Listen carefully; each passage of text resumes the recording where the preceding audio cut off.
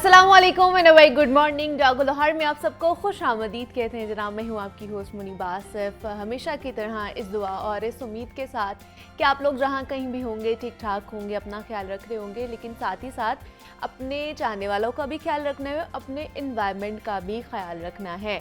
और दूसरा, जिस तरह इन्वायरमेंट की बात की है तो हमारा जो पाकिस्तान है ना, वो एक बेमिसाल मुल्क ज़रूर बनेगा। ये मेरा यकीन कामिल है और ईमान भी है कि पाकिस्तान में बहुत पोटेंशियल भी मौजूद है और ये ज़रूर कम बैक करेगा। एक दिन हम या हमारी जो आने वाली नस्लें हैं ना, वो ज़रूर एक बेहतर पाकिस्तान देखेंगे अपनी ज़िंदगी में।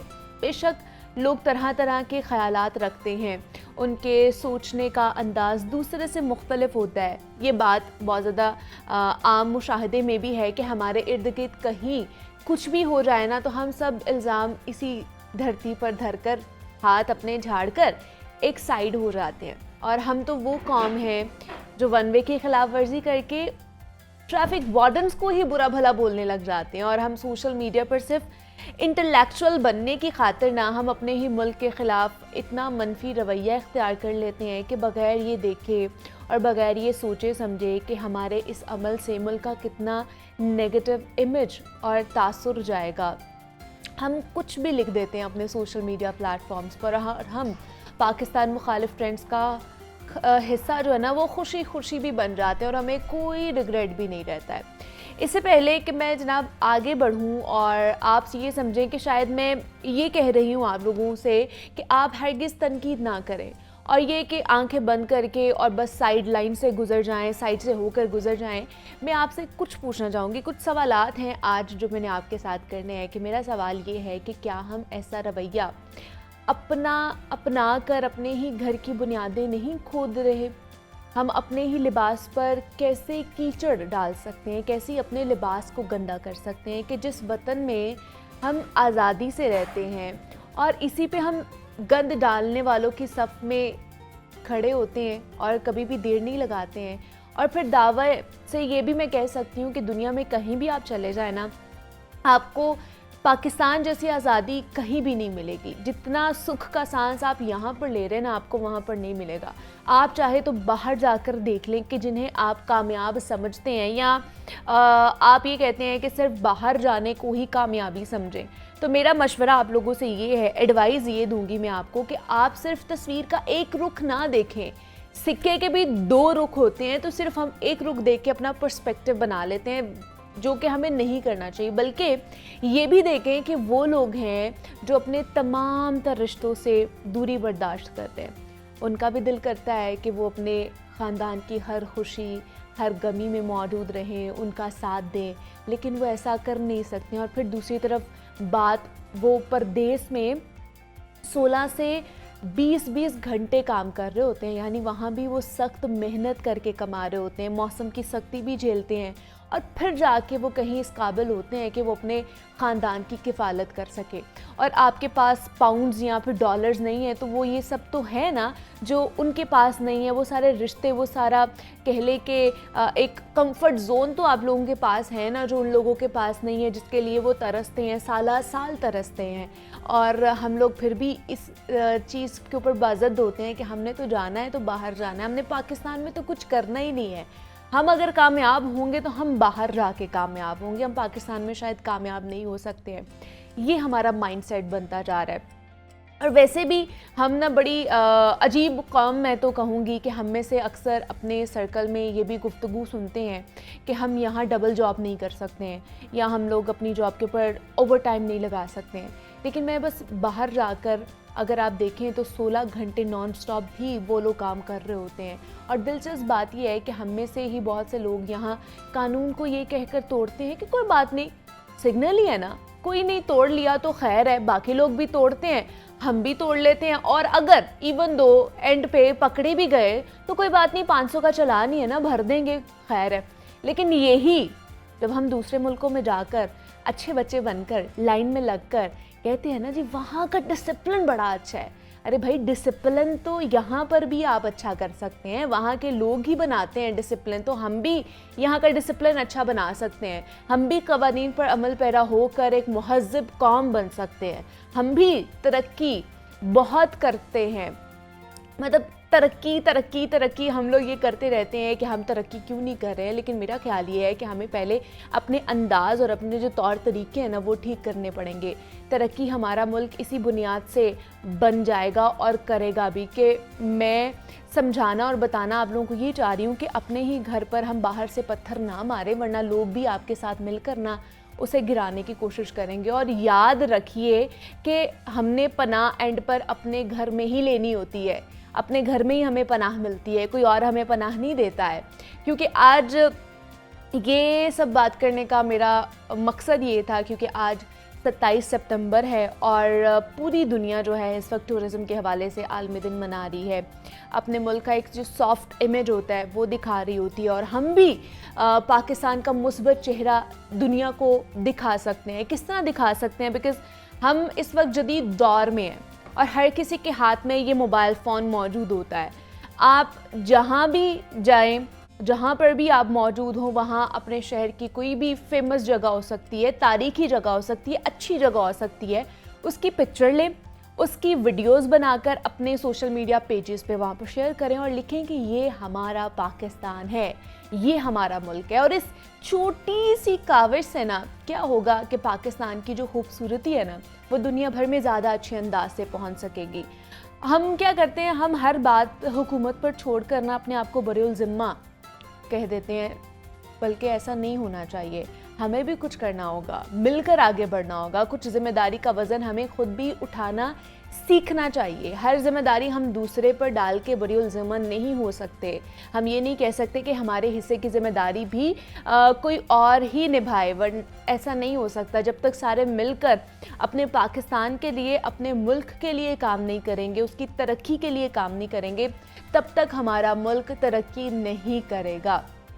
तो ये आज के कुछ सवालात थे मेरे आपसे कि हमने ज़िंदगी में आगे किस तरह बढ़ना है और अपने मुल्क को आगे किस तरह लेकर चलना है। तो उम्मीद करती हूँ कि कुछ ना कुछ चीज़ें आपको समझ आई होंगी, आपके दिमाग में बैठी हुई होंगी, और फिर आप इसके ऊपर काम करने की भी, या सिर्फ ये कर लें कि अपने मुल्क का सॉफ्ट इमेज दिखाने की कोशिश किया करें। हम लोग क्या करते हैं, हम लोगों के अंदर ना ये एक बुरी आदत मैं कहूँगी कि हम लोग जाते हैं, कहीं का खाना हमें अच्छा नहीं लगा तो हम फ़ौरन से अपने सोशल मीडिया प्लेटफॉर्म्स पर ये तो कह देते हैं कि इसका रिव्यू मैं बहुत इस तरह का दूंगी या दूंगा कि इसका खाना अच्छा नहीं है, इसका एम्बियंस अच्छा नहीं है, इनका स्टाफ अच्छा नहीं है। लेकिन हम कभी इस तरह की पोस्ट नहीं करते हैं कि हमारे पाकिस्तान में इस तरह के रेस्टोरेंट्स हैं, इस तरह की इमारतें हैं जहाँ पर हम लोग जाएँ, हमें अच्छी चीज़ भी मिलती है, हमें अच्छा खाना भी मिलता है, अच्छा एम्बियंस भी मिलता है, अच्छा स्टाफ भी मिलता है। कभी इस तरह की पोस्ट आप लोगों ने देखी होंगी? इक्का दुक्का होंगी लेकिन ज़्यादा नहीं होंगी। तो इसलिए इन चीज़ों को प्रमोट करने की हमें ज़रूरत है, अपने कल्चर को प्रमोट करने की ज़रूरत है, ना कि मगरबी कल्चर को आप अपनाएं और उसको प्रमोट करें। तो आज का बस मकसद मेरा यही था कि आपको थोड़ी सी अपने पाकिस्तान के बारे में जो है ना वो चीज़ें बताई जाए। जनाब, बालों का ना हमारी खूबसूरती में बड़ा अहम किरदार होता है। खूबसूरत बाल आपकी शख्सियत को मज़ीद खूबसूरत बना देते हैं, निखार देते हैं, और हर कोई यही चाहता है कि उसके जो बाल है ना वो लंबे हों, घने हों और चमकदार हों, शाइनी बाल हों। लेकिन बहुत सी वजूहात की वजह से ऐसा मुमकिन नहीं भी हो पाता। और अब चूँकि मौसम तब्दील हो रहा है, ट्रांजिशन ऑफ पीरियड है, तो जिन लोगों की स्किन ड्राई होती है ना और बाल रूखे होते हैं, और उनको अक्सर डेंड्रफ की शिकायत भी रहती है, और ऐसे लोगों को ज़्यादा एहतियात बरतनी पड़ती है। और हम में से बेशतर लोगों को ये शिकायत भी रहती है कि हमारे बाल रूखे हैं, इसमें शाइन नहीं है, और ये पूछते हुए भी नज़र आते हैं कि जनाब किस तरह अपने बालों को हम लोग स्ट्रॉन्ग कर सकते हैं, शाइनी बना सकते हैं। मार्केट में ऑलरेडी इतने ज़्यादा प्रोडक्ट्स हैं, और एक आम शख्स के लिए जो बहुत ज़्यादा कन्फ्यूजन हो जाती है कि क्या लगाएं हम बालों में, क्या ना लगाएं, कौन सी प्रोडक्ट्स का इस्तेमाल करें। तो आज हम अपने शो में इसी हवाले से बात करने वाले हैं कि हम कौन कौन सी ऐसी गलतियां कर जाते हैं जिसकी वजह से हमारे बाल जो हैं वो बचपन में तो इतने खूबसूरत होते हैं, लेकिन जैसे जैसे हमारी उम्र गुजरती जाती है उसके साथ साथ हमारे बाल रूखे होना शुरू हो जाते हैं, कई प्रॉब्लम्स हो जाती हैं, थिन हेयर्स हो जाते हैं, गिरना शुरू हो जाते हैं। तो इसके क्या वजूहात और किस तरह हम अपने बालों की सेहत हेल्थ को बेहतर कर सकते हैं। तो इस पर बात करने के लिए डॉक्टर महविश हसन हमारे साथ मौजूद हैं, जो कि डर्मेटोलॉजिस्ट हैं। डॉक्टर महविश, आपको वेलकम कहती हूँ जागो लाहौर में। कैसी हैं आप? थैंक यू, अल्हम्दुलिल्लाह फाइन। डॉक्टर महविश, सबसे पहले तो बताइए कि बालों का क्या वजह है कि हमारे बचपन में तो बड़े अच्छे बाल होते हैं, खूबसूरत से बाल होते हैं, शाइनी हेयर्स होते हैं, लेकिन जैसे जैसे हम बढ़ते जाते हैं, ग्रो करते जाते हैं, हमारे बाल डल होना शुरू हो जाते हैं, थिन हेयर्स होना शुरू हो जाते हैं। क्या वजह है इसकी? अच्छा, इसमें कॉमन जो है वो हमारी जो डेली रूटीन है वो ठीक नहीं होती। अच्छा। एक्सेसिव हम जो टॉवल है उसका बहुत इस्तेमाल करते हैं आफ्टर वॉश। ओके। तो वो जो ड्राई टॉवल का रब करना है बालों पे, वो तो एक्सट्रीमली डैमेजिंग है। दूसरा, हम हीट प्रोटेक्शन सीरम्स यूज़ नहीं करते, bad quality of hair dye use करते हैं, डाइटरी हैबिट्स ठीक नहीं होती हैं। तो ये बहुत सारी वजह, ह्यूमिडिटी, उसमें बाल जो है एक्स्ट्रा ड्राई होते हैं। तो ये सारी वजूहात हैं जिनकी वजह से सप्लीमेंट्स कुछ जो डेफिशिएंसीज़ हैं, लाइक बायोटिन की डेफिशिएंसी मेजर है, जो कि आपको ड्राई हेयर की तरफ लेके जाती है। जिंक और प्रोटीन की डेफिशिएंसी, जो लोगों को नहीं पता कि अगर प्रोटीन भी डेफिशिएंट हो तो हेयर फॉल तो होता है, फ्रीजी हेयर भी हो जाते हैं। फ्रीजी हेयर भी हो जाते हैं प्रोटीन की डेफिशिएंसी की वजह से। यस। और आजकल तो वैसे भी बायोटिन की मार्केटिंग बहुत ज़्यादा हो रही है कि आप बायोटिन खाएं, आपके बाल बड़े अच्छे रहेंगे। लेकिन हमें कैसे पता चलेगा कि हमारे अंदर बायोटिन की कमी है या डेफिशिएंसी है जिसकी वजह से हमारे बाल ख़राब हो रहे हैं, कोई बाल गिरना शुरू हो जाए या टूटना शुरू हो जाए? क्या ऐसे साइंस एंड सिम्टम्स आएंगे? बिल्कुल, सबसे पहले हेयर फॉल शुरू होगा, ड्राई फ्रीजी हेयर होंगे। ओके। स्कैल्प नज़र आना शुरू हो जाता है, थिनिंग इतनी ज़्यादा हो जाती है फ्रंट से। सो बायोटिन जो है, बेसिकली बायोटिन करता क्या है कि जो रेड ब्लड सेल्स हैं उनकी डेवलपमेंट करता है, जो फिर ऑक्सीजन और न्यूट्रिएंट्स देते हैं हेयर फॉलिकल को। इस तरह से, और बायोटिन की कमी कोई दिनों में पूरी नहीं होती है। अगर आप कम से कम 3 महीने, मैक्सिमम 6 मंथ्स लेना चाहिए सो दैट इसकी कमी को पूरा किया जाए। फिर आप देखते हैं कि एक वाज़ेह फ़र्क आपको नज़र आता है। तो क्या ये नेचुरली भी हम अपनी डाइट से ले सकते हैं या इसके सिर्फ हमें सप्लीमेंट्स ही खाने हैं? नहीं, ऑफ कोर्स एग्स में बायोटिन होता है। अच्छा। और क्योंकि विटामिन B7 है, एग्स में होता है, वेजिटेबल्स और फ्रूट्स में होता है। तो बिल्कुल हम अगर अपना डाइट ठीक करें तो डेफिनेटली बाल आप देखेंगे कि बेहतर हो गए। एग्स ज़रूर लें ब्रेकफास्ट में, डेफिनेटली। और साथ साथ फिर सप्लीमेंट्स भी हमें लेने हैं?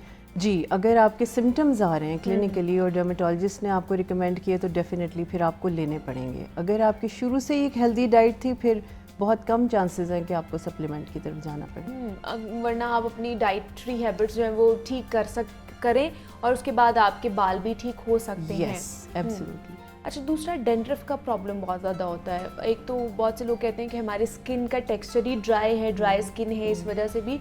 क्या और भी रीज़न्स है जिसकी वजह से डेंड्रफ होना शुरू हो जाता है? ट्रांजिशन ऑफ वेदर होती है तब भी डेंड्रफ का प्रॉब्लम हो जाता है, क्योंकि आगे सर्दियाँ आ रही हैं और सर्दियों में हर कोई यही कहेगा कि हमारे बालों में डेंड्रफ बहुत ज़्यादा है। जब भी वेदर चेंज होगा, एक्सेसिव ड्राई, एक्सेसिव हॉट या ह्यूमिडिटी, वेदर चेंजेस में डेंड्रफ के लिए कुछ लोग प्रोन होते हैं कि जिनके ऑयल ग्लैंड्स बहुत हाइपर एक्टिव हैं। अच्छा। उनमें डैंड्रफ फिर ज़्यादा होती है। और अगर वो ऑयलिंग भी ज़्यादा कर रहे हैं, दैट मीन्स के अल्टीमेटली हमने डैंड्रफ को खुद दावत दे दी है कि वो ज़्यादा हो जाए। ज़्यादा ऑयल लगाने से? Yes yes, absolutely. बिकॉज पहले ही स्कैल्प में सबसे ज़्यादा ऑयल ग्लैंड्स हैं, फिर फेस में है, देन बॉडी में होते हैं। जी। अगर आप और ऑयल ऊपर से लगा रहे हैं तो इसका मतलब है कि उस पर फंगस ग्रो करेगी, विच इज़ कॉल्ड डैंड्रफ। सो हमें अगर पहले ही हमें लग रहा है कि हमें डेली वॉश करना पड़ रहा है, दैट मीन्स कि ऑयली स्कैल्प है, फिर आपको वंस अ वीक या शायद twice a month he oiling करनी चाहिए। मतलब हर कोई ये चाहता है ना कि एक तो हमारे बाल अच्छे भी लगे, लेकिन फिर ये आम प्रैक्टिस भी है ना कि हम लोग पूरा दिन या 2-2 दिन भी स्कैल्प के ऊपर वो तेल लगाकर छोड़ देते हैं, ऑयल लगाकर छोड़ देते हैं। तो ये भी एक कॉज हो सकती है, ज़्यादा एक्सेसिव जो है ना ऑयल लगाने की वजह से आपकी जो डेंड्रफ है वो भी बढ़ सकती है। तो नहीं लगाना। अगर ऑयल लगाना है तो कितनी देर लगा सकते हैं जो ठीक हो सकता है, जो नुकसानदेह नहीं हो सकता? अगर वंस अ वीक लगा रहे हैं तो ओवरनाइट बस लगाएं, ओवरनाइट लगा वॉश कर लें। यस। वरना 1 से 2 घंटे भी लगा के छोड़ सकते हैं, उसका भी कोई फ़ायदा है या नहीं होगा? नहीं, डेफिनेटली टेक्सचर बेहतर होता है आपका। तो आपके जो बाल हैं टिल एंड्स, आपने कि स्प्लिट एंड्स हैं, फ्रीजी हेयर हैं, तो ऑफ कोर्स हमें टेक्सचर के लिए ऑयल करना पड़ता है। ऑयल भी कौन सा, कोकोनट कर लें या आलमंड कर लें। अच्छा। तो वो ज़्यादा बेस्ट है। एंड अगर इसमें विटामिन E कैप्सूल्स ऐड कर लिए जाएं तो ये बहुत ही अच्छी नरिशमेंट है फॉर हेयर। और हेयर फॉल्स Yes, के yes. लिए या डैंड्रफ के लिए। जी। अच्छा, दूसरा ये कि हम लोग चंपी बहुत ज़्यादा कराते हैं। बहुत से लोगों, बहुत से डॉक्टर कहते हैं कि आप लोगों ने ऑयलिंग करके चंपी नहीं करानी है, जिसकी वजह से आपकी जो रूट्स हैं बालों की वो शायद कमज़ोर हो जाती हैं। वाकई ऐसा है या उसकी वजह से आपकी जो डैंड्रफ है या उसमें आपके टेक्सचर में जो है वो मदद मिलती है?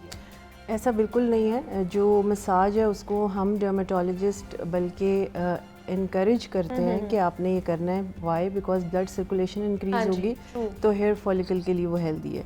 तो चंपी इज़ वेरी गुड और मेरे ख्याल में कि ये डेफिनेटली करनी चाहिए। जो चीज़ आपकी ब्लड सर्कुलेशन इंक्रीज़ कर रही है वो चीज़ हेल्दी है आपके हेयर फॉलिकल के लिए। तो हेयर एक्चुअली रीग्रो करते हैं। जिन्होंने गिरना है उन्होंने गिरना है। एक नेचुरल हेयर साइकिल है। अगर वो टेलोजन फेज़ में है या शेडिंग फेज़ में है, ऑफ कोर्स वो बाल गिरेंगे, लेकिन नए कैसे आएंगे उसके लिए फिर हमें यही करना पड़ता है कि थोड़ा यस करना चाहिए। हमारे स्कैल्प को जो मसाज करना पड़ता है। और आजकल रोज़मेरी ऑयल, रोज़मेरी वाटर, इसका बहुत ज़्यादा चर्चा हो रहा है हर जगह, सोशल मीडिया पर भी। क्या है इसके अंदर रोज़मेरी हमारे बालों के लिए कितना अच्छा है? उसके जो लीव्स हैं, बहुत से लोग कह रहे हैं कि उसको बॉयल करके वाटर लगा लिया करें, पानी लगा लिया करें स्प्रे बॉटल के अंदर, या ऑयल्स भी मिल रहे हैं आजकल रोज़मेरी। तो क्या है रोज़मेरी हमारे बालों के लिए अच्छा है? अच्छा है अगर आप डैम्प हेयर पे एज ए सीरम यूज़ कर लें बाद में 2-3 ड्रॉप्स रोज़मेरी ऑयल के। जब आपने वॉश किया हल्के गीले बाल है तो उसमें 2-3 ड्रॉप्स लगा के छोड़ दें सारा दिन, तो that is a better option. और स्किन के लिए भी अच्छा है। स्किन के लिए भी अच्छा है अगर उसके ऊपर भी यूज़ कर लिया जाए।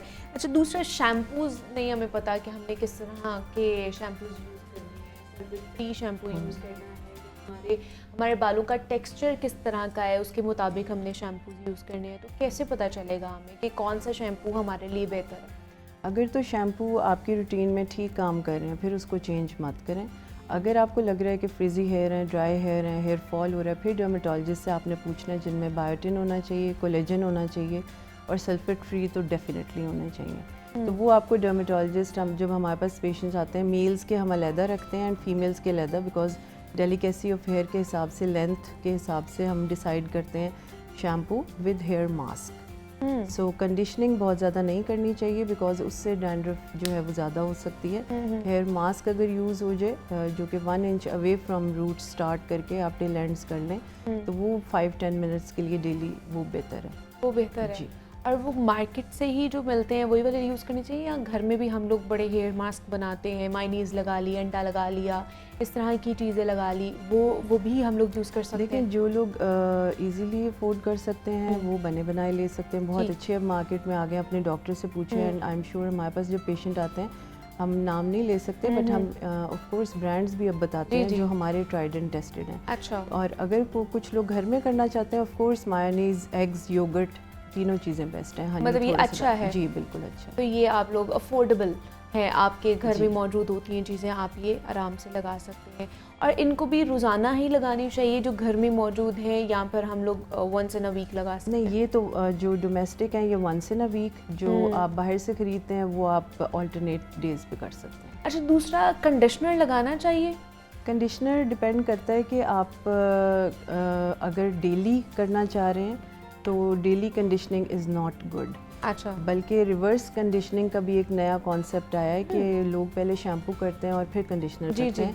नाउ दे आर सेइंग कि अगर बहुत ड्राई हेयर हैं तो आप पहले कंडीशनर लगा के छोड़ दें 5 मिनट और फिर उसको शैम्पू कर लें। अच्छा। तो उससे थोड़ा सा रिजल्ट डेफिनेटली आपको जल्दी मिलता है। ओके, चलें ये भी करके देखेंगे। हमारा तो यही है कि शैम्पू के बाद हमने कंडीशनर करना है और उसके बाद उसको 5-10 मिनट के लिए रखना है और फिर आपने सर वॉश करना है। आप पहले लगा के देखें, फिर देखिएगा कि फ़र्क पड़ता है। लेयर बन जाती है ना प्रोटेक्टेड। अच्छा। तो फिर शैम्पू उतना डैमेजिंग नहीं रहता अगर उसमें सल्फेट हो भी और आपको पता नहीं चल रहा कि इसमें है या नहीं। ओके, चलिए ये वाला भी एक्सपेरिमेंट करके देखेंगे। अच्छा, दूसरा हार्मोनल प्रॉब्लम कितनी हो सकती है, या आयरन की या जिंक की डेफिशिएंसी है उसकी वजह से भी बाल गिरते हैं, और ख़ासतौर पर मर्द हजरात के बहुत ज़्यादा बाल गिरते हैं, तो उनके लिए कुछ बताएं, वो क्या कर सकते हैं? देखिए, मर्दों में तो basically genetic hair loss number 1 पे है। जो हार्मोन्स हैं वो इशू मर्दों में भी है, ख़वातीन में भी है, इसलिए कि एंड्रोजन जो हार्मोन है वो दोनों में पाया जाता है। तो जब उसका इम्बैलेंस होगा बॉडी में तो ऑफ कोर्स फिर आपके जो है हेयर पे और स्किन पे भी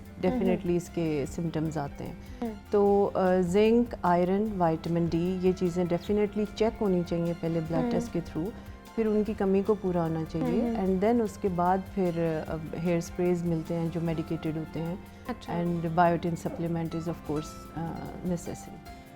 अच्छा, आजकल लड़कों का एक तो हेयर फॉल का प्रॉब्लम है, दूसरा बहुत जल्दी उनके बाल झड़ रहे हैं जिसकी वजह से गंजपन बहुत ज़्यादा हो रहा है। मतलब मर्द हजरात की शिकायत होती है कि औरतों के भी बाल झड़ते हैं, हेयर फॉल होता है, लेकिन उस तरह वो बॉल्डनेस का शिकार नहीं होती जिस तरह हम लोग हो जाते हैं। तो उसकी क्या प्रॉब्लम है? ये जेनेटिकली ये चीज़ ट्रांसफ़र करी होती है, क्या वजह है? एब्सोल्युटली जेनेटिकली है, बिकॉज टेस्टोस्टेरोन जो हार्मोन है वो मर्दों में ज़्यादा है, जी जी, जिसकी वजह से जो है जो रिसेप्टर्स हैं वहाँ पे जब आपका DHT में कन्वर्जन होती है तो ऑफ कोर्स वो बाल आपके गिरते हैं। अब यही हेयर स्प्रे जो मेडिकेटेड है ये इस कन्वर्जन को रोकते हैं, सो जब तक वो रोक के रखेंगे तब तक आपके बाल बच जाएंगे। बेसिकली हमारे यहाँ अवेयरनेस का मसला है और लोग बहुत लेट जाते हैं, जब गिर गए हैं बाल तो अदर देन फिर हमारे हाथ भी बंधे हुए हैं, हम इतनी हेल्प नहीं कर सकेंगे, even PRP can not help. तो जब स्टार्ट हुआ है, और अब मुझे खुशी है कि जो हमारे नौजवान हैं 17-18 ईयर्स में अब आना शुरू हो गए हैं कि दे आर अवेयर ना कि कितना ज़रूरी है। तो वो अच्छी बात है कि इनिशियली अगर हम उसको स्टॉप कर लें और उसको मेंटेन रखें तो फिर they can enjoy their hair whole life. PRP कितना एक अच्छा और बेनिफिशियल से समझ लें कि हमारे लिए है, और कब करवानी चाहिए? कि जब बाल गिरना शुरू हो जाए या उससे पहले भी करवा सकते हैं? अर्ली स्टेज आप कह सकते हैं, मिडिल स्टेज कह सकते हैं, लेकिन लेट स्टेजेस में ऐसे नहीं हो सकता। और PRP के साथ अब एक्सोसोम थेरेपी लेटेस्ट आई है। एक्सोसोम PRP में अगर थाउजेंड्स ऑफ ग्रोथ फैक्टर्स हैं और एवरी मंथ आपको 5-6 टाइम्स करवानी पड़ रही है। अच्छा, एवरी मंथ करानी पड़ती है? 1 टाइम, एंड टोटल 5-6 सेशंस का ये कोर्स होता है, और फिर मेंटेनेंस होती है। तो एक्सोसोम 1 in a year करवाना पड़ता है ट्रीटमेंट। दोनों में डिफरेंस ये है, उसमें बिलियंस ऑफ ग्रोथ फैक्टर है एक्सोसोम में, और वो थोड़ा सा जेनेटिक लेवल पे काम करता है, सेल टू सेल की कनेक्टिविटी को रीन्यू करता है, जिसकी वजह से बाल रीग्रो करते हैं। तो लेकिन अभी वो महंगा प्रोसेस है, तो PRP it's relatively less costly than exosome therapy. और PRP के बाद मतलब कितनी देर बाद हमें, कितने सेशंस के बाद जो है ना उसका रिजल्ट मतलब थोड़ा बहुत पता चल जाएगा कि अच्छा अब इसका असर हो रहा है हमारे बालों के ऊपर? नहीं, definitely we have the whole data. 2 sessions के बाद आपके हेयर फॉल रुक जाता है बिल्कुल। 3 और 4 सेशन के बाद आपको you will see the new growth also. फिर वो हम डिसाइड करते हैं कि हमने 4 सेशंस करने हैं, 6 करने हैं या 8 करने हैं, बिकॉज इतने नॉर्मली रिकमेंडेड हैं, and then 1 or 2 in a year maintain रखें उसको। अच्छा, प्याज के पानी का भी और प्याज के शैम्पू का भी, अनियन शैम्पू भी आजकल आ रहा है, तो उसके लिए बताइए, प्याज का पानी लगाना चाहिए अपने स्कैल्प के ऊपर?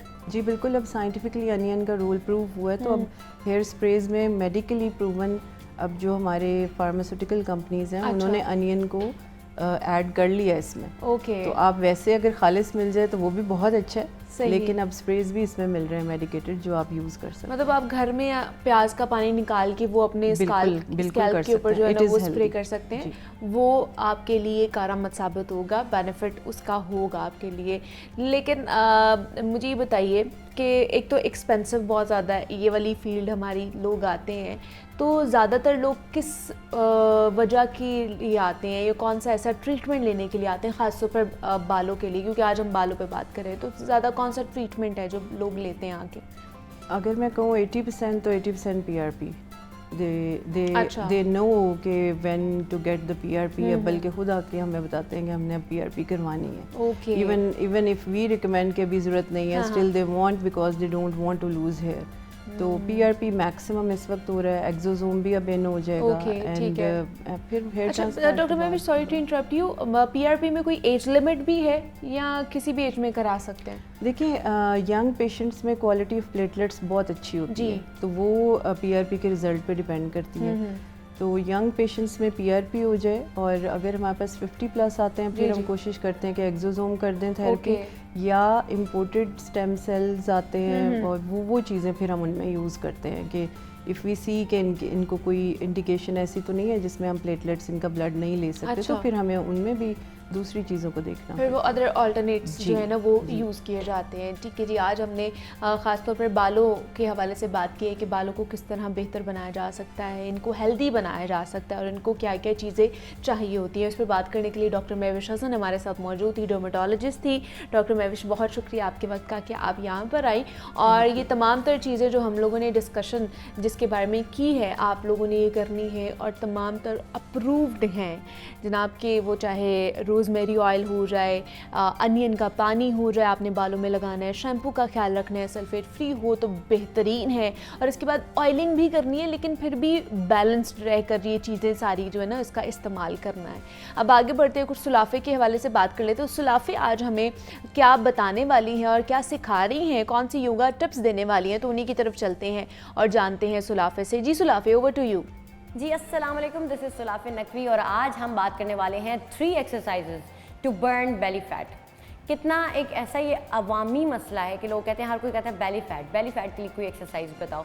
जो लोग भी मेरे पास एक्सरसाइज के लिए आते हैं सबसे पहले कहते हैं बेली फैट का क्या करना है, ये रिड्यूस हो सकता है सिर्फ 3 एक्सरसाइजेज। इसके अंदर की पॉइंट क्या होगा, आपकी कंसिस्टेंसी मैटर करेगी और आप पानी कितना पीते हैं, आपकी स्लीप साइकिल क्या है, आपके खाने में सोडियम यानी नमक कितना है, अगर वो ज़्यादा है तो ज़रा उसको कट कर दें, और प्रोसेस्ड फूड कितना है, आप सो कितने घंटे रहे हैं, बहुत ज़्यादा इंपॉर्टेंट ये होता है, आप मीठा कितना खाते हैं, और आपकी लाइफ में फ़िज़िकल एक्टिविटी कितनी है, क्या कम से कम हफ्ते में 5 दिन भी आप 30 मिनट अपनी ज़ात को देते हैं एक्सरसाइज के लिए, कार्डियो करते हैं, तो हो सकता है कि आपका जो फैट है ये खुद ही रिड्यूस होना शुरू हो जाए। बिकॉज फिटनेस सिर्फ एक पैटर्न और एक लाइफस्टाइल का नाम है, सिर्फ और सिर्फ एक एक्सरसाइज का नाम नहीं है। तो 3 एक्सरसाइजेज आप परफॉर्म करेंगे कंसिस्टेंसी के साथ और आप फील करेंगे कि जो बेली फैट है ये खुद ही रिड्यूस होना शुरू हो गया है, बर्न होना शुरू हो गया है। सबसे पहले आप अपने आप को कोई भी पॉजिटिव सजेशन या कोई भी चीज़ कह सकते हैं, I am happy, I am strong, I am confident, और उसके बाद आप इन एक्सरसाइजेस को परफॉर्म करेंगे। Exercise number 1, Planck.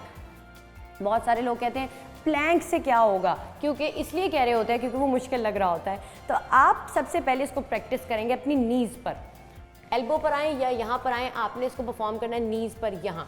उसके बाद जैसे आपको यहाँ पर आने की प्रैक्टिस हो जाए, आप एल्बोज़ पर आए, एल्बोज़ पर आने के बाद अपनी बॉडी को इस तरह से आप लिफ्ट करेंगे। लिफ्ट करने के बाद आपने अपने स्क्वीज़ करना है एब्डोमेन रीजन को, और उसके बाद इस पोजीशन को रिलीज़ कर देना है आपने 30 सेकंड्स के बाद।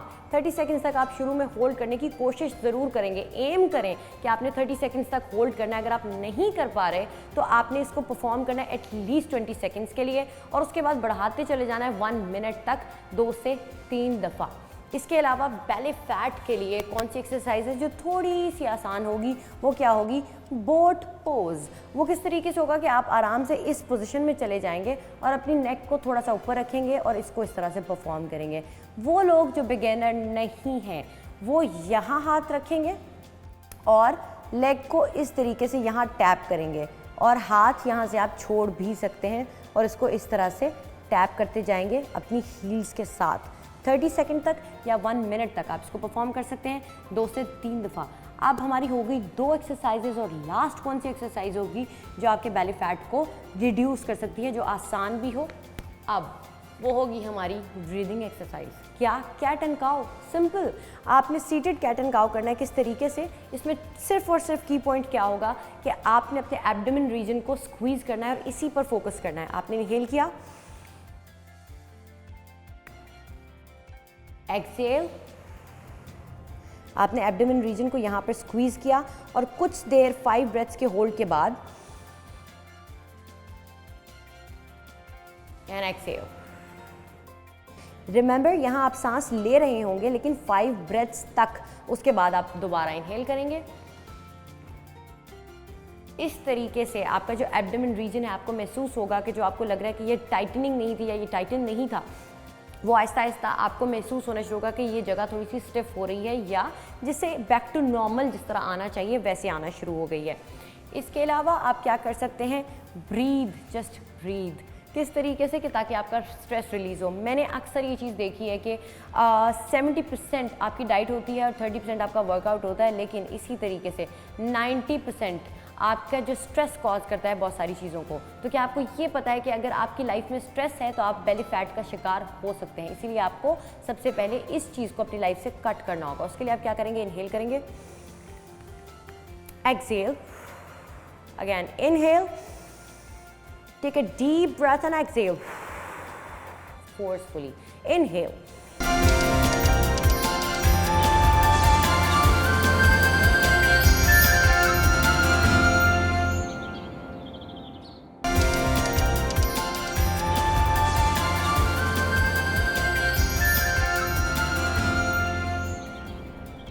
Welcome back to Jaago Lahore. जनाब, अब कुछ पाकिस्तान के हवाले से बात करते हैं। फलक बोस पहाड़ों, बर्फ़ से ढकी हुई चोटियों, मैदानी इलाकों, आबशारों, झीलों, सहराओं और एक लंबी खूबसूरत समंदरी साहली पट्टी गर्ज के वो कौन सी नेमत है जो मुल्क पाकिस्तान में नहीं पाई जाती है।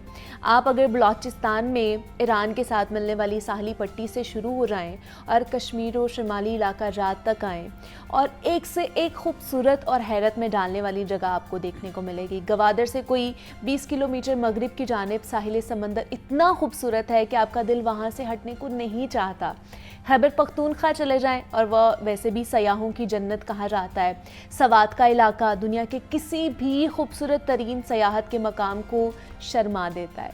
कागान, नारान, चित्राल के इलाके, खास करके कैलाश वादी तो अफसानवी खूबसूरती की हामिल है और झील सैफुल मलूक को तो देखने के लिए बाहर से लोग आते हैं और वो देखने के लायक भी है।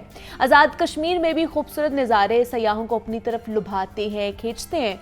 और लाहौर की तो जनाब क्या ही बात है। लाहौर में तारीखी इमारत आपको मिलेंगी, आपको ख्वाबों के हवाले से हर चीज़ मिलेगी, आपको एक कल्चर मिलेगा पंजाब का। वहाँ पर हमारी जो हॉस्पिटैलिटी है, हमारी होटलिंग इंडस्ट्री है, वो यहाँ पर देखी जाती है। और वैसे भी कहा जाता है कि जनाब जो लाहौर है ना, उसमें एक जन्नत बसती है, एक दुनिया बसती है। दुनिया में एक ही लाहौर है और लाहौर में पूरी दुनिया है। तो आज हम, क्योंकि आज 27 सितंबर है, टूरिज़म डे है, तो हम क्योंकि पंजाब के दिल लाहौर में बैठे हुए हैं, तो हम लाहौर के हवाले से बात करेंगे, लाहौर के कल्चर के हवाले से बात करेंगे, हॉस्पिटैलिटी के हवाले से बात करेंगे। वैसे भी कहा जाता है कि लाहौर के जो ख्वाबे हैं ना, पूरी दुनिया में मशहूर है। तो ख्वाबों के हवाले से, कल्चर के हवाले से बात करेंगे। और इस पर बात करने के लिए हमारे साथ इन स्टूडियोज में मौजूद है हबीब खान साहब हैं, जो कि तज्जियाकार हैं। सर, आपको वेलकम कहती हूँ जागो लाहौर में। कैसे हैं? शुक्रिया, थैंक यू सो मच।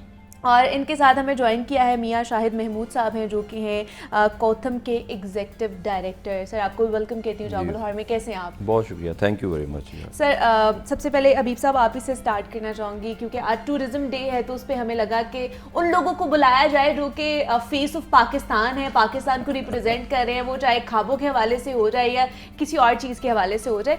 तो हमारे जो हॉस्पिटैलिटी है या जो हमारी होटलिंग है, वो हमारे टूरिज़्म में कितना अहम किरदार अदा करी और उसको फ़रोग देने के लिए कितनी इम्पॉर्टेंट चीज़ है?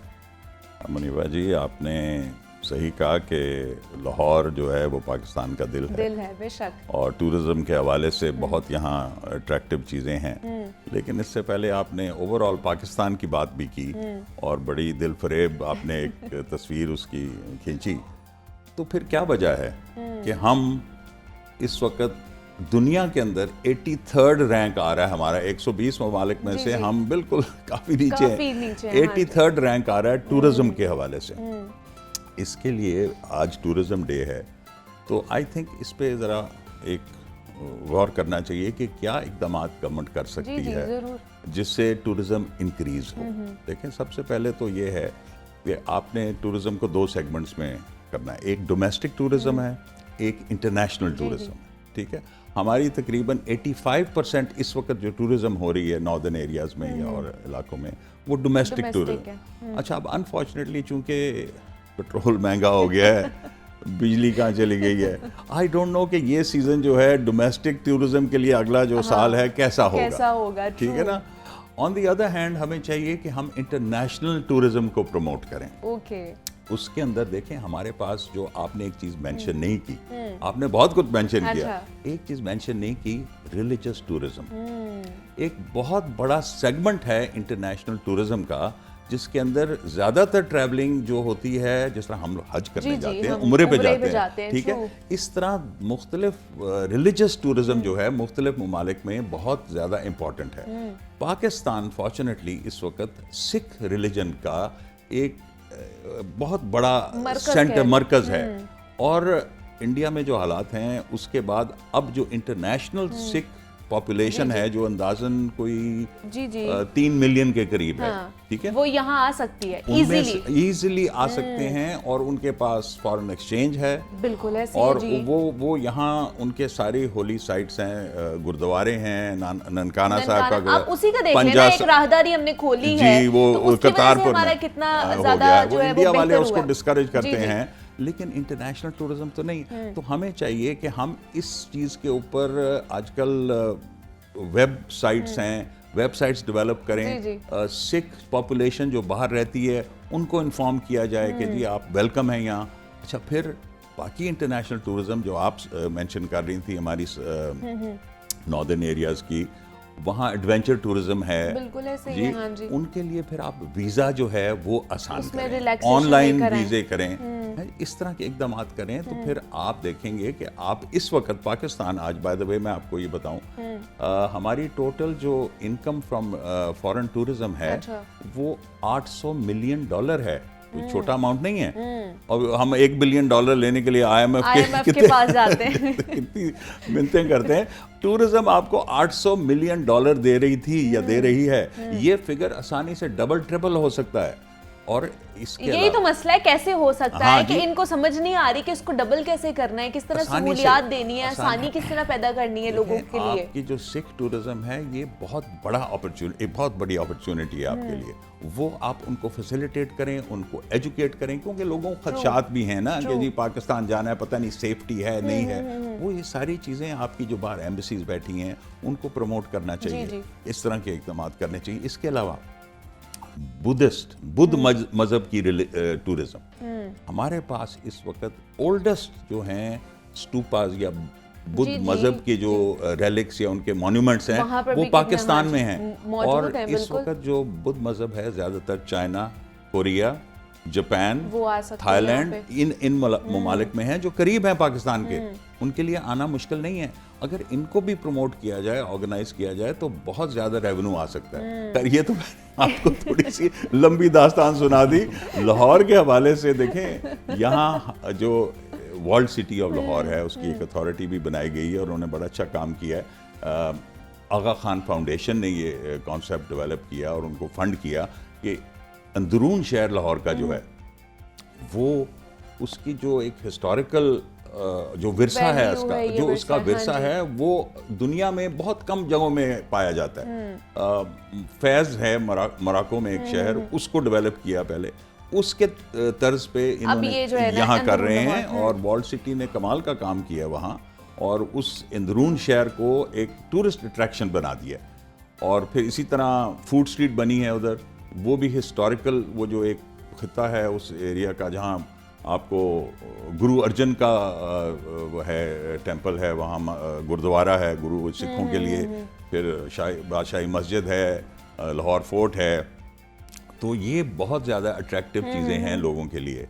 तो जी, जी। तो मैं शाहिद साहब को मैं अंदर इन कॉन्वर्सेशन लेके आना चाहूंगी। ऐसा लगेगा कि मैं सिर्फ हबीब साहब के साथ ही बातें कर रही हूँ क्योंकि तजियाकार है ना, तो वो फिर मेरे ख्याल से उनको आदत होती है कि इतना उन्होंने लेकर चलना है। अच्छा, हॉस्पिटैलिटी के हवाले से, वो क्योंकि आप कॉथम के जो है एग्जीक्यूटिव डायरेक्टर है, तो हॉस्पिटैलिटी हमारे टूरिज्म में कितनी एक अहम किरदार अदा कर सकती है, और इको फ्रेंडली, वो भी खासतौर पर पाकिस्तान में इको फ्रेंडली के हवाले से किस तरह इकदाम उठा सकता है? जी शुक्रिया, बहुत थैंक यू वेरी मच।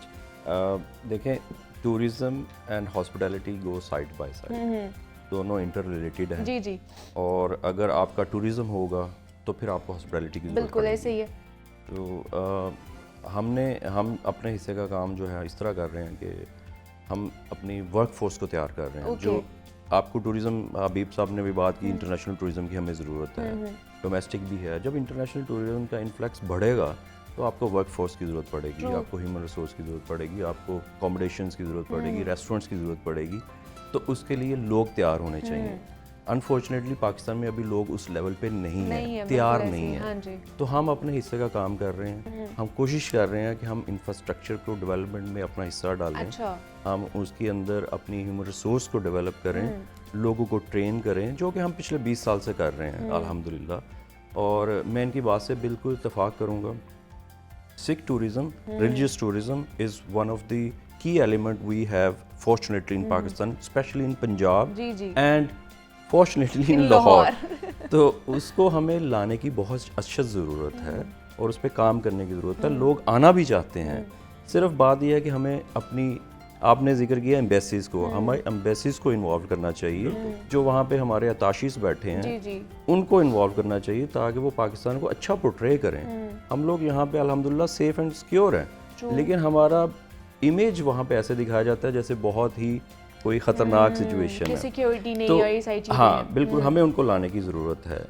दूसरी आपने बात की इको फ्रेंडली टूरिज्म की, हाँ जी। तो हम एक स्टेप और आगे गए, हम आगे हैं ग्रीन टूरिज्म पे। अच्छा ठीक है। Green tourism is very important which is talk of the day, क्योंकि आप देखें पूरी दुनिया में क्लाइमेट चेंज आ गया है और पाकिस्तान तो बैडली इफेक्टेड है उसके साथ।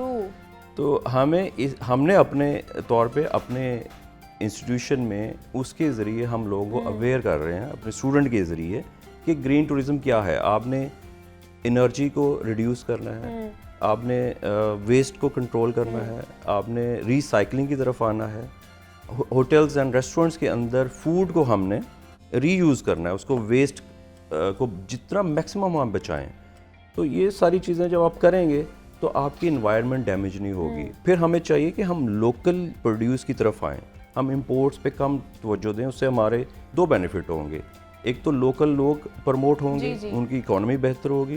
दूसरा हमें जो बैलेंस और डेफिसिट है, जो हमारी इंपोर्ट एक्सपोर्ट का इम्बैलेंस हो जाता है, उससे हम बच जाएंगे। तो ये सारी चीज़ों पे काम करने की ज़रूरत है, हमें बहुत अच्छा ज़रूरत है, अपने इकोनॉमी को बेहतर करने की ज़रूरत है। और टूरिज़्म हमारी एक ऐसी सेगमेंट है जो निगलेक्टेड है। अगर हम उसको, आप पूरी दुनिया में देख लेना हबीब साहब और शाहिद साहब, के पूरी दुनिया टूरिज्म पे ही चल रही है। जितने भी ममालिक हैं, टूरिज्म, इंडिया ही देख लें आप, वहाँ पर टूरिज्म पे इतना पैसा कमाया जा रहा है, इतना पैसा $10 बिलियन वहाँ पर कमाया जाता है। तो हमारे पास Exactly. इतने अच्छे अच्छे मकामात हैं, हमारे पास अपॉर्चुनिटी है, तो हम उसको क्यों नहीं अवेल कर रहे हैं। इस पर ही बात करने के लिए हमारे साथ एक और गेस्ट इन कॉन्वर्जेशन है, वाहिद अंजुमन साहब हैं, TDCP के जनरल मैनेजर है। सर आपको वेलकम कहती हूँ जागो लाहौर में, क्योंकि सर आज टूरिज्म डे मनाया जा रहा है। तो इन कॉन्वर्जेशन में हमारे साथ मियाँ शाहिद साहब भी हैं, हबीब खान साहब भी हैं। तो मुझे आप बताइएगा कि ख़ास तौर पर पंजाब के हवाले से, टूरिज़्म के हवाले से, उसको इंक्रीज़ करने के हवाले से किस तरह के इनिशिएटिव्स लिए जा रहे हैं, क्या क्या इक़दाम उठाए जा रहे हैं। जी बहुत शुक्रिया। जिस तरह आपने राइटली इसका इजहार किया कि दुनिया में बहुत सारे ममालिक जो हैं वो टूरिज्म इंडस्ट्री से ही अपनी इकोनॉमी में बहुत ज़्यादा उसका इनपुट है GDP में। मैं मिसाल दूंगा भूटान की, मॉरिशस की तरह यूरोपियन कंट्रीज हैं बेकार बहुत सारे। इसके लिए अगर हम आप उनके मॉडल देखें तो आप देखेंगे कि सबसे बेस्ट जो गवर्नमेंट का, हमारा हुकूमत का तरफ से जो एक कंट्रीब्यूशन हो सकता है या काम हो सकता है, वो है जो इंडस्ट्री है, प्राइवेट इंडस्ट्री और इन्वेस्टर्स हैं, उनको फैसिलिटेट करना, उनके लिए सहूलियात फराहम करना और ईज ऑफ डूइंग बिजनेस फराहम करना। और इसके साथ साथ इंफ्रास्ट्रक्चर डेवलपमेंट। और जिस तरह शाहिद साहब ने भी यहाँ पे पॉइंट आउट किया कि जो ग्रीन टूरिज्म और इको टूरिज्म है, जो मॉडर्न आगे मुस्तकबिल के हमारे टूरिज्म करने के और दुनिया के साथ चलने के, दुनिया को एक्सेप्टेबल नहीं होगा इसके अलावा अगर कोई हम चीज़ें करेंगे टूरिज्म के हवाले से। तो इसी सिलसिले में हमारे जितने मशहूर मकामात हैं टूरिज्म, अब वहाँ पे हुकूमती सतह पे भी जो कंस्ट्रक्शन है, तामीराती मटीरियल, स्पेशली कंक्रीट वगैरह, इसकी हौसला शिकनी की जा रही है। और कवानीन में भी ये है कि आप मिसाल के तौर पर मरी या हमारे जो दीगर पहाड़ी मकामात या टूरिस्ट मकामात में हम वहाँ पे रिन्यूएबल मटीरियल और रिवर्सिबल जो चीज़ें हैं जो कि लगा के तो फिर रिमूव की जा सकती हैं, तो उनका कार्बन फुटप्रिंट नहीं होता। वो उस तरह के मटेरियल्स को हम इनकरेज कर रहे हैं। अच्छा भाई साहब, इसमें एक और मैं पॉइंट ऐड ऑन करना चाहूँगी जिसमें हमने बात भी की है, हबीब खान साहब ने भी बात की है कि रिलीजियस टूरिज्म के ऊपर हम लोग काम हमें करने की ज़रूरत है। बिकॉज हमारी सिख कम्युनिटी बहुत ज़्यादा है और उनकी एफिलिएशन भी पाकिस्तान के साथ बहुत ज़्यादा है। तो हम लोग रिलीजियस टूरिज्म के हवाले से आप हमें बताइए कि कोई उसके ऊपर इनिशिएटिव लिया जा रहा है। बिकॉज अगर इंडिया के हालात देखे जाएँ तो वो हम सबके सामने हैं। तो अगर हम रिलीजियस टूरिज्म को थोड़ा सा ईज़ कर दें, ईजीनेस उसके अंदर लेकर आई जाए, तो ये भी एक अच्छा इनिशिएटिव हो सकता है और इससे भी हमारा टूरिज्म बहुत बढ़ सकता है। जी बिल्कुल, मैं यहाँ पे आपको बिला तौर पर एक आपकी बिल्कुल जो आपने बात की है उसको आगे बढ़ाते हैं। एक खबर दे सकता हूँ कि हुकूमत पंजाब ने चीफ मिनिस्टर साहब के खुसूसी हिदायत से हम सिख यात्रा टूर का आगाज करने जा रहे हैं tourism development corporation of Punjab की तरफ से। इसके लिए हमारा तकरीबन सारा इंफ्रास्ट्रक्चर मुकम्मल है।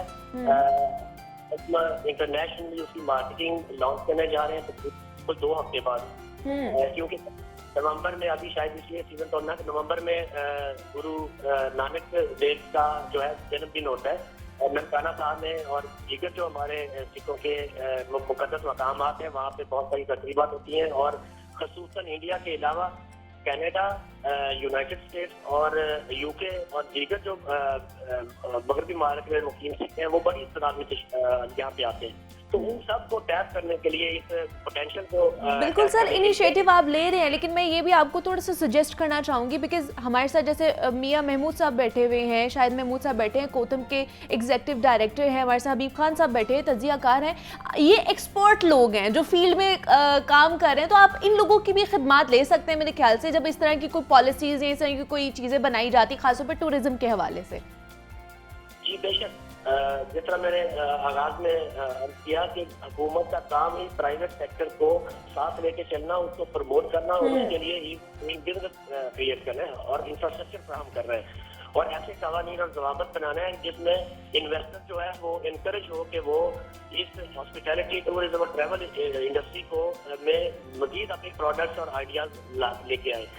तो ये बेशक हुकूमत जो है उसके ऊपर काम कर रही है और टूरिज्म के हवाले से मैंने क्या हम इसके अंदर प्राइवेट सेक्टर के साथ उनको साथ लेके चल रहे हैं। हम होटल इंडस्ट्री के साथ उनको भी कर रहे हैं, ट्रांसपोर्ट जो इंडस्ट्री है उनके साथ भी लाइसेंस में और उनको भी अपॉर्चुनिटीज उनके लिए भी है, वो हमारे पार्टनर्स के तौर पर। और अल्टीमेटली ये प्राइवेट सेक्टर ने ही चलाना है, गवर्नमेंट जो है हुकूमत एक उसको एक आगाज दे सकती है, उसके इनके लिए जिसको कहते हैं कि ट्रेंड सेटर बन सकती है। अल्टीमेटली ये जितने इनिशिएटिव्स होते हैं वो प्राइवेट सेक्टर में ही चलाने होते हैं कि हुकूमत बिल्कुल ऐसे ही प्राइवेट और गवर्नमेंट सेक्टर मिलकर ही इस चीज़ को आगे लेकर जा सकते हैं। और एंड पे मैं यही कहूँगी कि पाकिस्तान को ना इको फ्रेंडली जो है ना वो मुल्क बनाने की हमें कोशिश करनी चाहिए।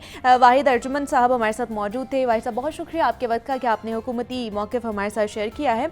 अच्छा हबीब साहब, जिस तरह बात कर रहे थे कि हम इनिशिएटिव ले रहे हैं कि वो गुरु नानक साहब की भी डे आ रहा है उसका नवंबर में, तो उस हवाले से भी एक पूरी कॉन्फ्रेंस भी होगी, देन एक कैंपेन भी चलाई जाएगी। तो अच्छा है मेरे ख्याल से रिलीजियस टूरिज्म के हवाले से ये चीज़ हुकूमत कर रही है, ये आइडेंटिफाई हो गया और इसको फर्दर अब अपॉर्चुनिटी इसलिए है ये कि सिखों का इंडिया जाना ज़रा मुश्किल हो रहा है, मुश्किल हो गया, जो बाहर रहते हैं तो स्पेशली कनाडा से वो तो जा ही नहीं सकते, उनके तो शायद वीज़ा ही बंद कर तो वो इतनी बड़ी अपॉर्चुनिटी है। अच्छा एक और चीज़ ये कि कोविड के दौरान लोग ट्रैवल नहीं करते थे, अब कोविड का जो हवा है वो ख़त्म हो गया, इसलिए ट्रैवलिंग बढ़ेगी। तो हमें इस अपॉर्चुनिटी पे इसका फ़ायदा उठाना चाहिए। इको फ्रेंडली की जो आप बात कर रही हैं ना, उसके अंदर एक बहुत ज़रूरी बात है, हमारा कूड़ा करकट जो है ना वो आप जाएं गलियात में चले जाएं आप सब हम लोग खुद ही वहाँ पे फेंक के आ जाते हैं। ये किसी तरह कोई एक मास एजुकेशन होनी चाहिए आपकी आवाम की कि भाई लिटर जो है गार्बेज जो है उसको संभालें, उसको ऐसे ना कार में से बार फेंक देते हैं, गाड़ी जा रही है ऐसे फेंक देते हैं ना। बीप साहब जब वहाँ पर वो फुटेजेस आती है कि वहाँ पर गंद पड़ा हुआ होता है, बच्चों के पैम्पर्स इवन तो वहाँ पे उतार के फेंक जाते हैं, हर चीज। आप ग्रीन टूरिज्म की बात कर इन्होंने ये बाय द वे गौतम बहुत अच्छा रोल प्ले कर रहा है। यहीं से मैं बात स्टार्ट करूंगी क्योंकि यहाँ पे छोटी सी ब्रेक लेनी है, ब्रेक से वापस आएंगे तो यहीं से बात करेंगे। जब हम वहाँ जाके अपना कल्चर दिखा रहे होते हैं, वहाँ पे कूड़ा करकट फेंक के आ जाते हैं, तो ये क्या फिर हमारा सॉफ्ट इमेज जो है ना दुनिया को दिखेगा। इस पर ही बात करेंगे, वापस आएंगे एक ब्रेक के बाद।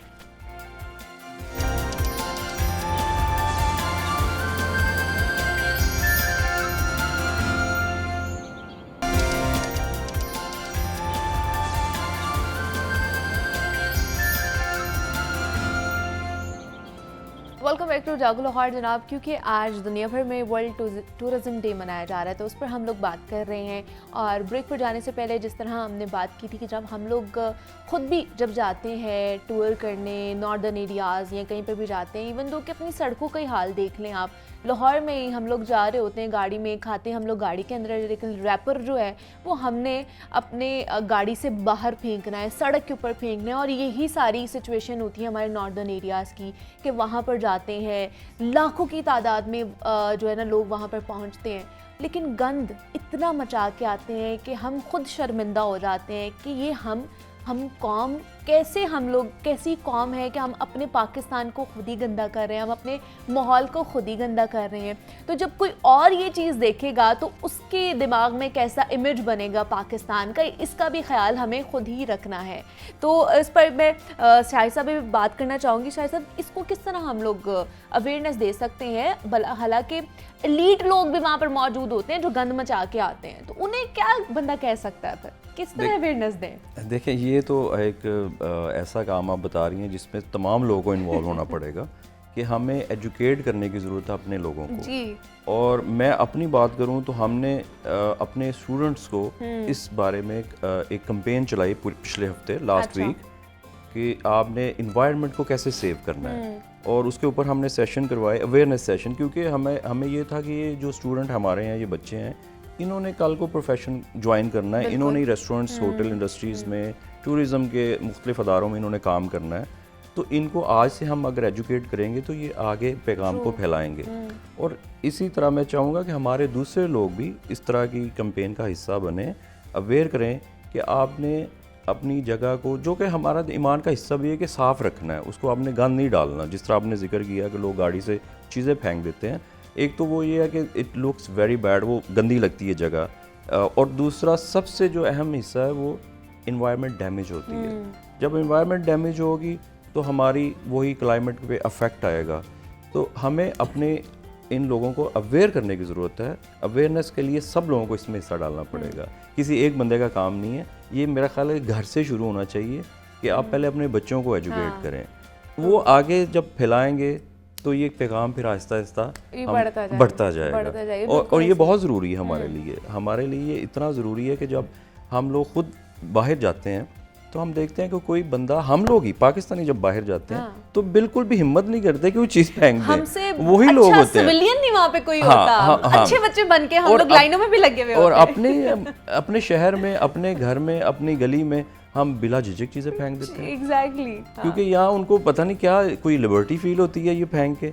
तो आई एम रियली सरप्राइज्ड कि हम बाहर जाके कैसे ठीक हो जाते हैं। हम वही लोग हैं जो यहाँ पे हैं, आज़ाद है, तो बाहर जाके हम बिल्कुल ही हम लोग वो आज़ादी का फिर मुजाहिरा करते हैं फिर। हाँ जी। आप क्या कहना चाह रहे हैं? मैं कह रहा था, एक तो पब्लिक अवेयरनेस जैसे उन्होंने कहा, हुकूमत भी कर सकती है, आप मीडिया भी कर सकता है। बाय द वे सर, हम तो अपने प्लेटफॉर्म से करते रहते हैं, अवेयरनेस फैलाते रहते हैं। मीडिया को कम से कम अगर आप 24 घंटे या 16 घंटे चलाते हैं तो उसमें से कोई 10-15 मिनट जो है ना, आपको इसकी एजुकेशन के चलाने चाहिए हर एक, और ये मैंडेटरी होना चाहिए। इसके अलावा आई थिंक एक सिस्टम ऑफ पनिशमेंट, अच्छा, फाइन, ये बहुत ज़रूरी है। देखें, ये लोग जब तक उसको आप एक लॉ नहीं बनाएंगे कि जो गंदगी ऐसे फैलाता पकड़ा गया उस पर फाइन हो सकता है, वो जब तक नहीं होगा लोगों को। आप वन वे की खिलाफ वर्जी देख लें, पता है ना फाइन है, पता है उसके ऊपर पनिशमेंट भी है, फिर भी हम वन वे की खिलाफ वर्जी करते हैं। पे कहते हैं कोई बात नहीं, 500 का चालान होना ना, करवा लेंगे। ये हमारी कौम की मेंटालिटी है, तो क्या करें? बस ये इस तरह ही है, कुछ एकदम आज छोटे मोटे लेके इम्प्रूवमेंट आ जाएगी। ऐसे ही है। आप वैसे ये जो कह रही हैं ना कि फाइन कुछ लोग तो देंगे ना, कुछ तो उससे होगा। बिल्कुल होगा, कुछ तो फर्क पड़ेगा ना। इस तरह छोटे छोटे एकदम से फर्क पड़ता है। लाहौर के हवाले से आपने बात की, लाहौर में जब से अब फूड स्ट्रीट बनी है, हाँ जी, जो यूके में ओवरसीज पाकिस्तानीज हैं, उनकी आगे औलादें जो फर्स्ट जनरेशन, सेकंड जनरेशन है, उनको एक किस्म का पाकिस्तानी कहना चाहिए फूड टूरिज्म। ये एक एस्पेक्ट है फूड टूरिज्म का जो हम रिकग्नाइज नहीं करते, लेकिन जो बाहर मुकीम है, जो रह रहे हैं पाकिस्तानी, उनकी औलाद या वो जब घर में उनकी माएँ बनाती हैं दाल, ये वो शोरबा, तो वो कहते हैं जी असी उत्थे जाके खाना है ओरिजिनल।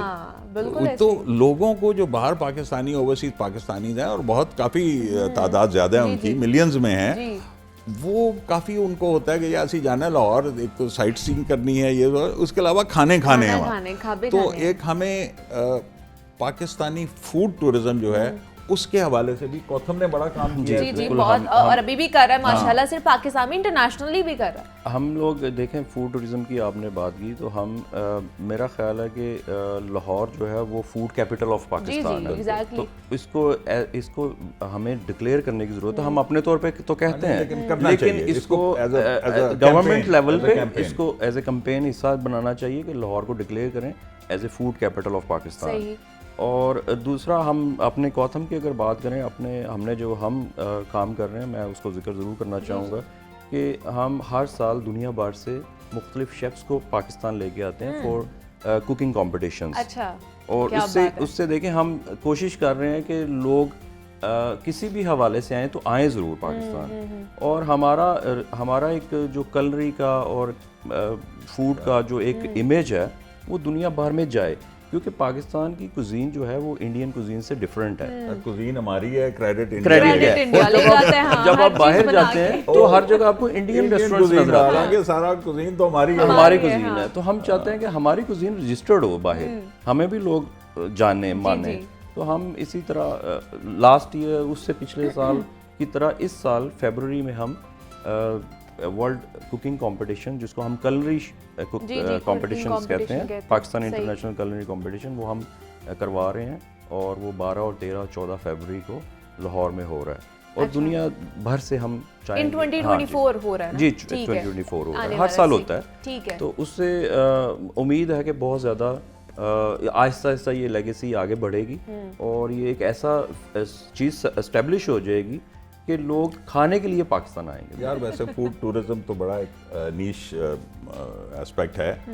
मसला ये है कि आपके रेस्टोरेंट्स को तो उन्होंने, कोर्ट ने कह दिया बंद करो जी 10 बजे। हाँ जी, ये तो ये नहीं कि आपने एक टूरिज्म एक तरफ आप कहते बिजली हैं बचाने के लिए उसने कहा नहीं, जी बिजली बंद के लिए कर नहीं दे। किया। अच्छा। बिजली के लिए नहीं किया, Smoke स्मॉग के की लिए? वजह से। अच्छा। और हालांकि रेस्टोरेंट का कोई तलब नहीं स्मॉग से। और देखें, अगर आप इकोनॉमी को फरोग देना चाहते हैं तो रेस्टोरेंट से ज़्यादा तो कोई इंडस्ट्री नहीं है जो फरोग देती है इकोनॉमी को, बिकॉज एक रेस्टोरेंट जो है को 50 मुख्तलिफ इंडस्ट्री से मुंसलिक चलाता होता है। मुंसलिक होता है, जी, बिल्कुल true, ऐसे ऐसे ही। ही। तो उनको आप बंद कर रहे हैं, बेचारों की नौकरियों पे लात मार रहे हैं। ये तो इस तरह की पॉलिसी से अब क्या क्या बंदा इसके ऊपर मैं कहना चाहूँगा कि लाहौर रेस्टोरेंट एसोसिएशन, आप उसके भी मेंबर ही हैं, वो उस पर काम कर रही है। अच्छा। और हम उसके ज़रिए हम प्रेशर तो बिल्ड करते रहते हैं ताकि लोगों की एक आवाज़ हुकूमती इदारों तक पहुँचे।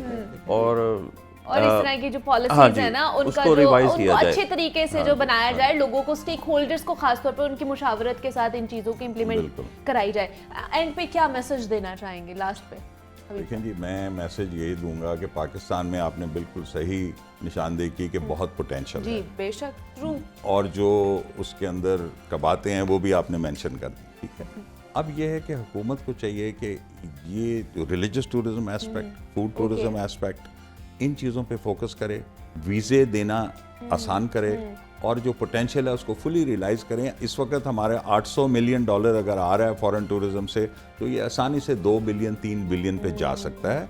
इस पे फोकस करना चाहिए। फोकस करना चाहिए। शायद साहब, आप क्या मैसेज देना जी, मैं यही कहना चाहूँगा कि हमें फ़ॉरेन टूरिज़म की बहुत सख्त ज़रूरत है। हमारे फ़ॉरेन रिज़र्व्स उससे बेहतर होंगे। और एक चीज़ मैं ऐड ऑन करूँगा, रिलीजियस टूरिज़म तो है ही है, एडवेंचर टूरिज़म के लिए पाकिस्तान जो है वो बहुत फेमस है, माना जाना जाता है, उसको प्रमोट करने की ज़रूरत है।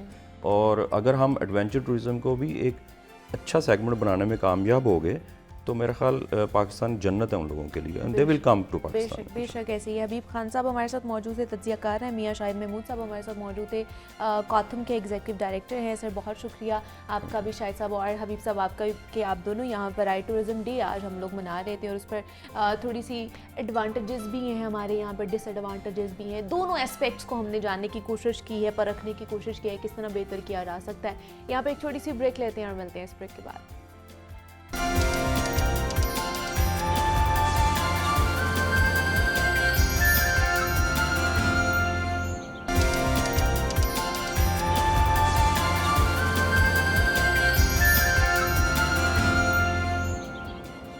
Welcome back to Jaago Lahore. जनाब, एक और ख़ास मसले पे हमने बात करनी है कि हर महीने के आखिर में ना, ख़ास करके शदीद गर्मी हो या फिर सर्दी का मौसम हो, तो सबका यही सवाल होता है घर में कि इस बार बिजली का बिल कितना आया है, और सभी परेशान हो जाते हैं अपने बिजली का बिल देख के।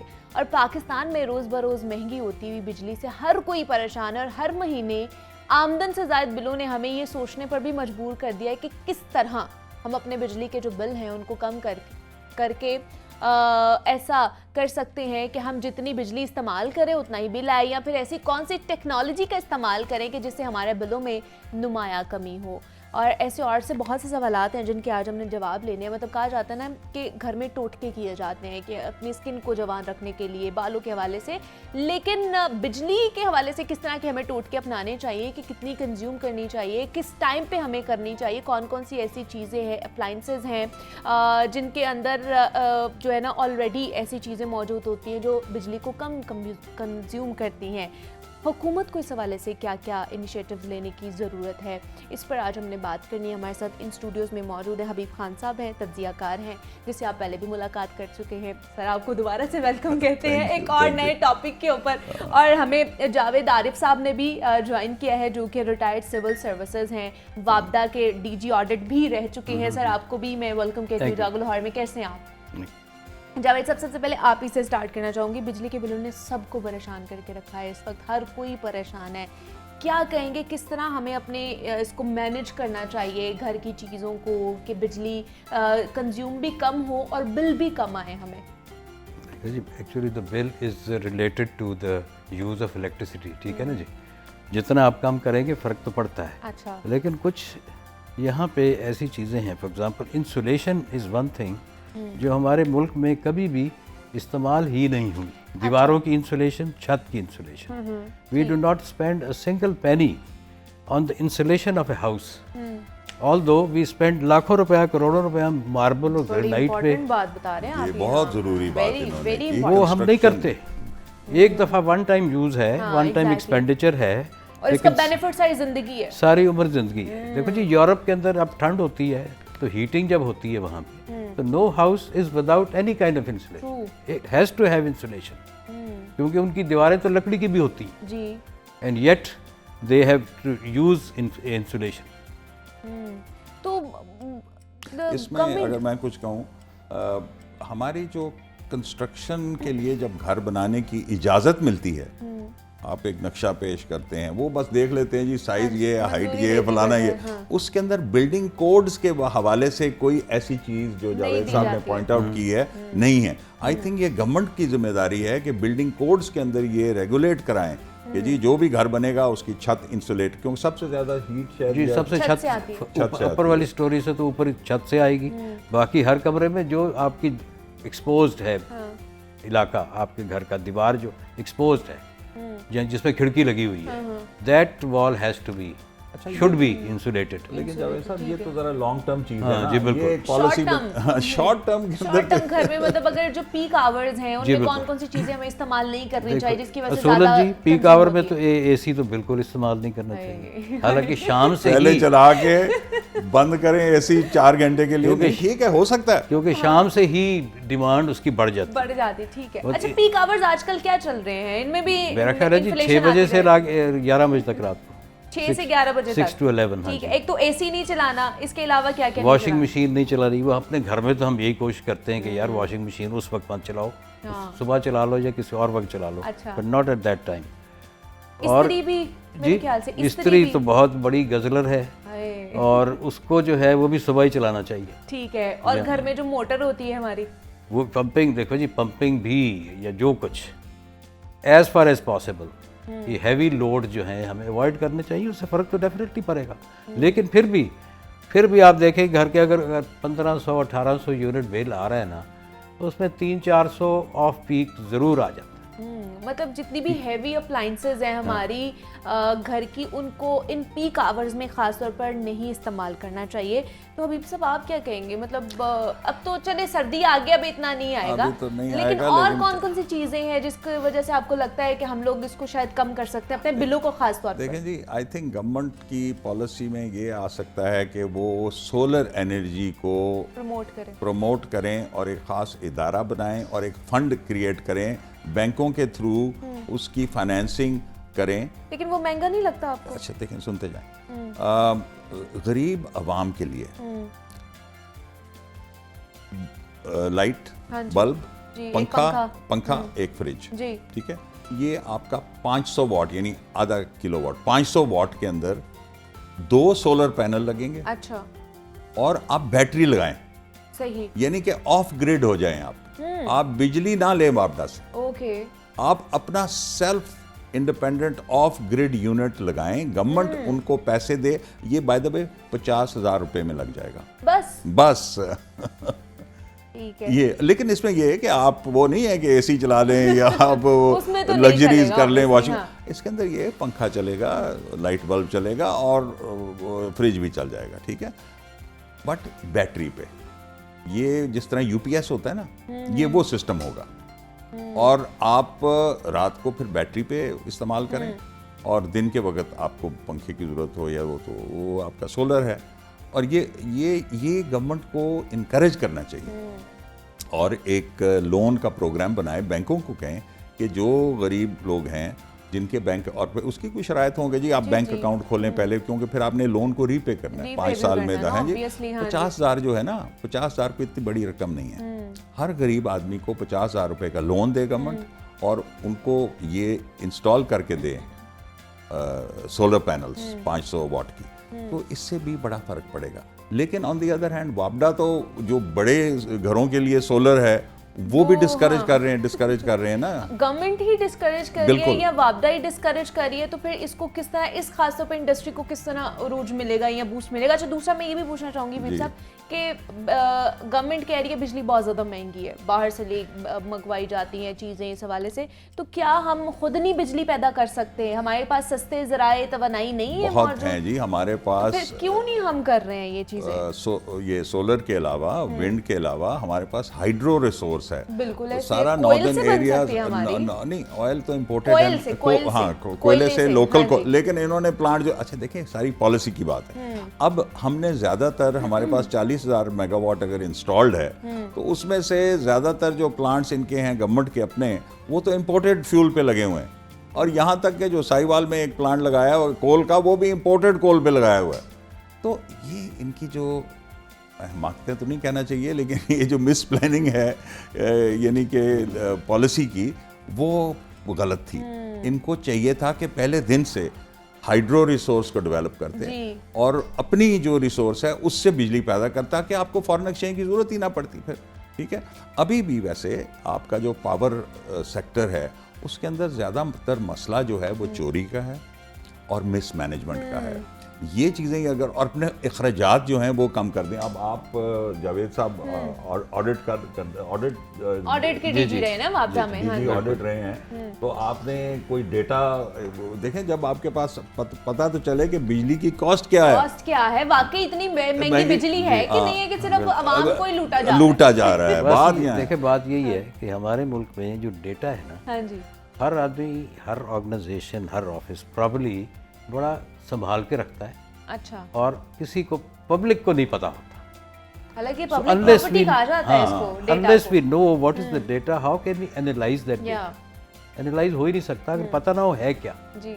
लेकिन जनरल बात ये है कि जी हमारे मुल्क में बजट में, चाहे फेडरल बजट हो चाहे किसी डिपार्टमेंट का बजट हो, नॉन डेवलपमेंट एक्सपेंडिचर एक मेजर कंपोनेंट बन गया हुआ। फॉर एग्जांपल, मैं AG पंजाब रहा हूँ, तो वहाँ पे पंजाब गवर्नमेंट में जो टोटल अगर 100 रुपया खर्च होता है पंजाब गवर्नमेंट, तो 70 रुपये सिर्फ तनख्वाहों और अलाउंसेस पे थे, तो बाकी सिर्फ 30 रुपये बचते हैं, जिसमें आपने स्कूलों को भी देना है, अस्पतालों को भी देना है, पुलिस को भी देना है, एक्सेट्रा जो भी, तो 70% सैलरीज पे निकल रहा है। So that is a top heavy expenditure. अच्छा, हम ये समझते हैं, यहाँ हमेशा एम्फेसिस यही रहता है कि जी हर दफ़ा नई पोस्टें क्रिएट करते जाओ। अच्छा, और इसी तरह ये हमारी इलेक्ट्रिसिटी डिस्कोज जो हैं, इसमें भी यही अगर आप एनालिसिस करके देखें तो पता लगेगा कि जी बोर्ड ऑफ डायरेक्टर्स में इतने सारे मेंबर्स हैं जिनका कोई कंसर्न नहीं है with work, day to day work of LESCO for example,